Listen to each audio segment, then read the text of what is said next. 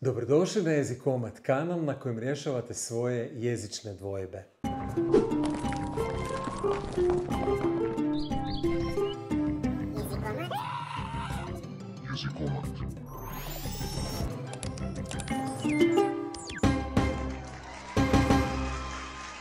Govori li netko u ime nekoga ili ispred nekoga? Pravilno je samo govorimo u ime nekoga i to se piše kao jedna riječ. Dakle, u ime je prilog i piše se kao jedna riječ.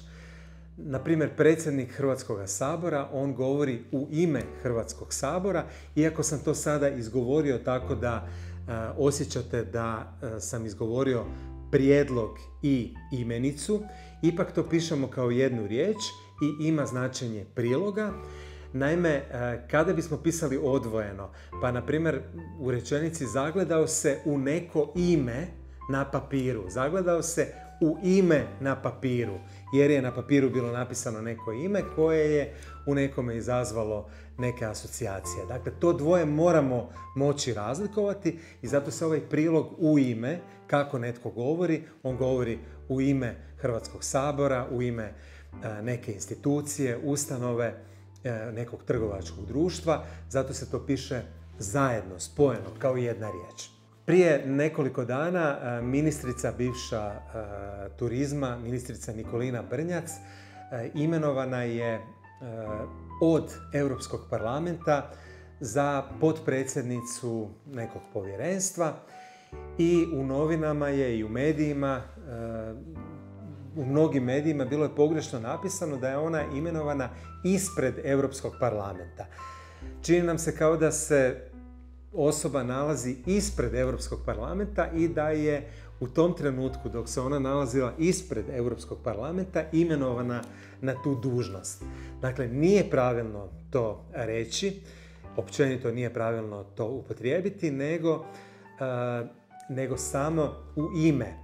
Dakle, nju je Europski parlament imenovao ili ona je imenovana od Europskog parlamenta ili netko ju je imenovao u ime Europskog parlamenta. Novinari, izvjestitelji, reporteri često se javljaju s mjesta događaja. Vidimo da se, na primjer, javljaju ispred Vlade Republike Hrvatske i tada je pravilno upotrijebiti javljamo se s mjesta događaja ispred Vlade Republike Hrvatske.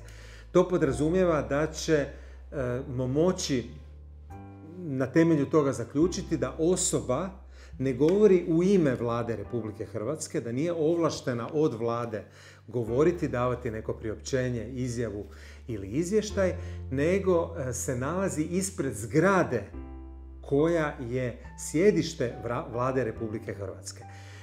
Dakle, pravilno upotrijebiti i ispred i u ime. Međutim, postoji razlika.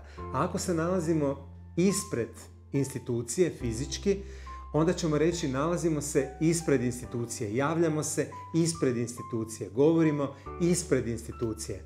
Ali ako govorimo ovlašteno od nekoga, onda ćemo upotrijebiti u ime, napisat ćemo kao jednu riječ i reći ćemo da govorimo u ime Hrvatskog sabora, u ime nekog ministarstva, u ime nekog trgovačkog društva, što će značiti da smo ovlašteni od njih i da imamo pravo autentično zastupati njihova stajališta.